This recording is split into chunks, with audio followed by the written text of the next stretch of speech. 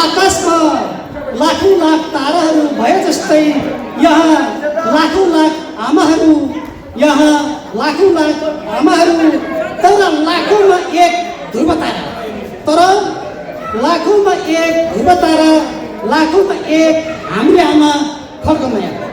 हाम्री ममतामयी जेठी बडी आमा खड्गमाया गुरुङको सन्निकट शताब्दी आरोहण समारोहमा उपस्थित हुनुभएका समस्त मानिसहरूमा हार्दिक नमस्कार, प्रणाम र नमन र अदब पनि। र मैले यो कविता उहाँकै एकमात्र सुपुत्र हाम्रो गाउँभरको सबभन्दा मृतभाषी दाजु यादव गुरुङको आग्रहमा अनुरोधमा मैले लेखेको हुँ। बाँकी कविताबाट ओके छ त।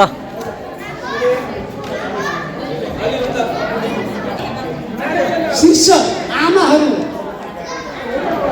आकाशमा लाखौं लाख ताराहरू भए जस्तै, आकाशमा लाखौं लाख ताराहरू भए जस्तै यहाँ लाखौं लाख आमाहरू, यहाँ लाखौं लाख आमाहरू, तर लाखौंमा एक ध्रुव तारा, तर लाखौंमा एक ध्रुव तारा, लाखौंमा एक हाम्री आमा खड्गमाया।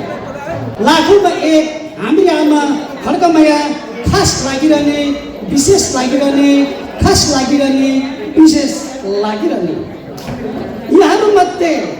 यहाँहरूमध्ये केही मर्म भुलेका युगल मनुवासित, केही मर्म भुलेका युगल मनुवासित मेरो शिकायत यही छ, मेरो शिकायत यही छ कि यौवनको रापताप छँदा, कि यौवनको रापताप छँदा वैशाल बन्धनभित्र बन्दित हुँदैमा।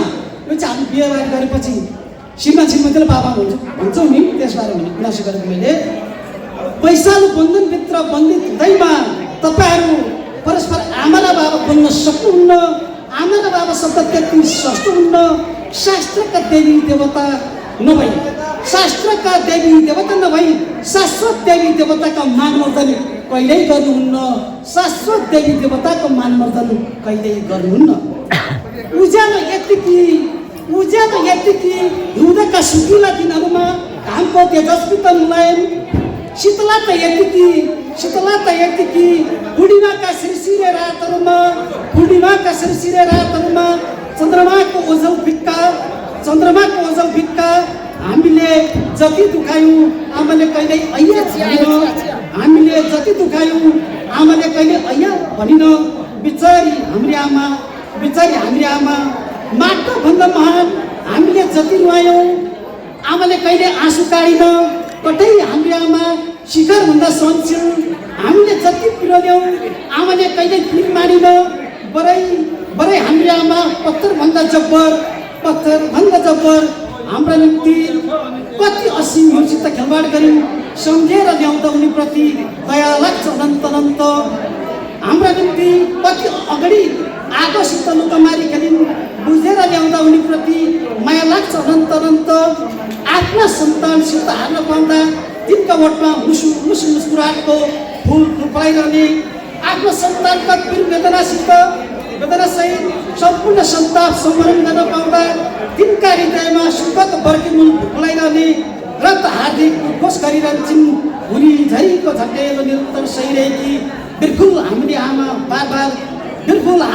बार सन्तानमै त हुन् मेरा समस्त सुख समृद्धि, शान्ति सन्तुष्टि र ऐश्वर्यको महासागर। र त हार्दिक उद्घोष गरिरहन्छन्। भुरीझरीको झट्टेलो निरन्तर सहिरहेकी बिल्कुल हाम्री आमा बार सन्तानमै त हुन् मेरा समस्त सुख समृद्धि, शान्ति सन्तुष्टि र ऐश्वर्यको महासागर। यस्ती जीवित देवी भगवती मलाई लाग्छ सुनेका देवी देवता भन्दा माथि। तसर्थ विकट शताब्दी समारोह मात्र नभएर शाश्वत शताब्दी समारोह समेत सभ्य भव्य र स्मरणीय रूपमा मनाउन पाऊँ हामी। सभ्य भव्य र स्मरणीय रूपमा मनाउन पाऊँ हामी। धन्यवाद। Okay, thank you so much. कवि विकल त्यागी। धन्यवाद कवि विकल त्यागीलाई। उहाँले कविताद्वारा बडी आमाको महिमा गाएर जानुभयो।